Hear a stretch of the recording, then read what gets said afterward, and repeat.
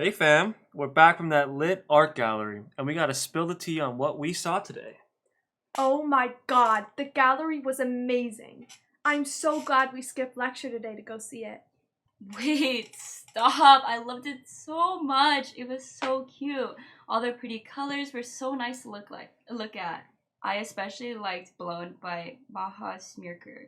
Oh, that wild one with the bio stuff, right? Yes, when I looked into it more, apparently she uses her own eggs, fat cells, and even dog cells to create this hybrid.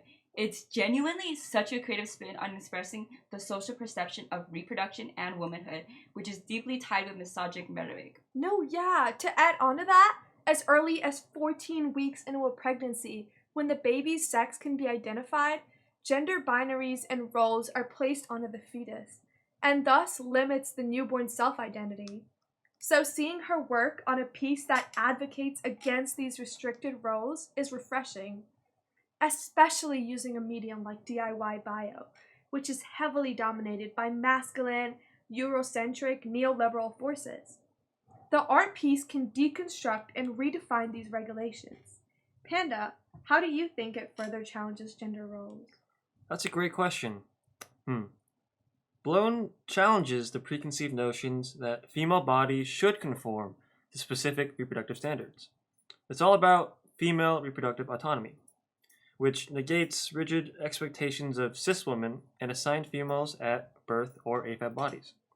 Patriarchal pressure, it tends to reduce AFAB figures to a source of childbirth and a source of eggs for their sperm, which essentially serves their heteronormative view of a nuclear family. I also find it truly beautiful that she used her own eggs, as they are the foundation of reproduction. But they don't have to be the foundation of womanhood, but rather an extension. Blown essentially does a great job of dismantling the systemic barriers to gender. So, it's like a feminist manifesto in artwork form. Wait, that's a really good way to put it, Sloth. It's totally a call to action to challenge the rigid gender norms and expectations placed on non male identities, which are deeply tied to motherhood and reproduction. Alright, let's talk about Lilliput. I think Lilliput takes a different angle. Laura Splan used these lace doilies, which are usually associated with traditional female roles, as a base for growing cultured human skin cells. Yes, I really like Slan's approach to challenging gender roles. By using these doilies as a foundation for her bioart, Splan questions traditional gender expectations. So it's basically saying, hey, we need to talk about these gender expectations. Absolutely! The choice of lace doilies as the foundation for this bioart project is a statement in itself. Lace doilies have long been associated with femininity, traditional gender roles, and domesticity. It's also super interesting how she deliberately and symbolically chose to use these doilies as a substrate for growing human cells, to juxtapose the traditional and the modern.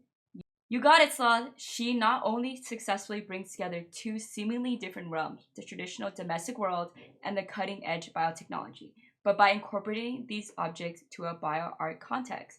Splan challenges these associations and questions traditional gender expectations.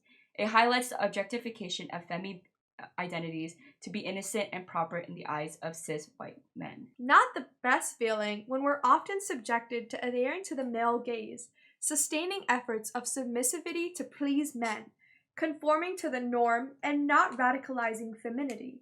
So I really appreciate Splan's acknowledgement of this through her piece. You know what? I also really enjoyed the piece by Annika Yee. I thought she took a unique approach with You Can Call Me F.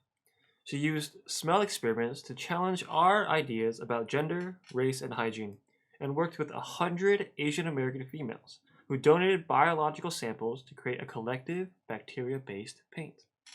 It's all about celebrating non male, femme, and cis female identities. It brings together samples of femininity, unifying them in the space towards a singular purpose. They create a singular bacteria, a singular paint medium, all while still highlighting the individuality of each person. It's a celebration of individuality and unity, showing that identity goes way beyond just chromosomes. Yes! What defines femininity isn't isolated to chromosomal identification alone. It's all about confidence in one's self-identity and womanhood. These women took samples from different points of their bodies, and it wasn't just their vaginas that defined them as female. It served as a supplement to their identity, an aspect. They, who'd identified as women, took a part of themselves to narrate their story. Not to make it about myself, guys, but hear me out. As a first generation Vietnamese American AFAB femi person, in spaces where patriarchal nuances are regarded with greater agency, much of my identity is shaped around pleasing white heterosexual men. So my ethnicity had diminished my character to one that was fragile, passive, and effeminate. Also, I and many other identities have propelled our assimilation into the white narrative, shunning our native tongue and culture. To be respected and not to be seen as a mere Asian girl, we would erase our own culture, femininity, and sexual freedom to adhere to American perception. As we are racially profiled, the stigma around such oppressive issues create a disproportionate perception of our self-identity. And yeah, that's just not what we want here. So sorry about rambling, but I can go on for days. But as you can tell, I really resonate with this and absolutely love her approach to BIPOC feminism. Absolutely, Bunny. Annika Yee harnessed this powerful message to blend society's paranoia about contagion and hygiene, both in public and private spaces, with that age-old patriarchal fear of feminism and the strength of female networks. She manifested and amplified this strength by rallying 100 women from her professional circle, including fellow artists, curators, critics, dealers, and collectors, to donate biological information samples. It really shows that the male artist can get away with painting for himself in a world run by himself.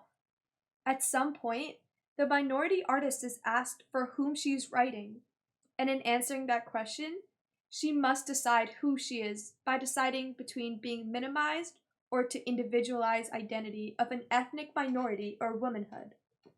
In marginalized creatives, there is always intense questioning of their work right off the bat. So there is much power for these female artists actively intertwining their intersectional identities into these pieces. Yes, these artworks, in their own way, start conversations about norms, gender, and identity. It's all about fighting against bias. Gender identity and self expression is heavily regulated by undertones of bigoted standards. Yeah, in STEM spaces where Eurocentric patriarchal nuances are regarded with greater agency, much of similar marginalized identities are shaped around pleasing white, able bodied, heterosexual cis men. Well said, guys. Let's keep questioning, keep challenging, and keep celebrating individuality.